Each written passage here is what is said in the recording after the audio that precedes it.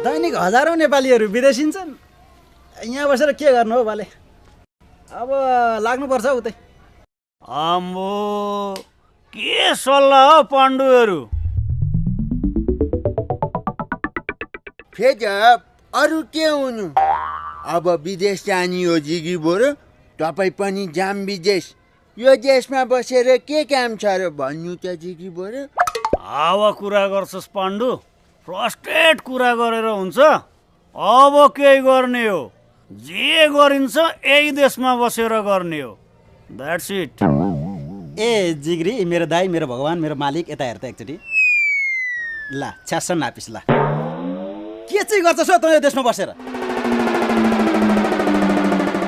यही देशमा बसेर राम्रो पैसा कमाउने बबाल आइडिया छ मसँग।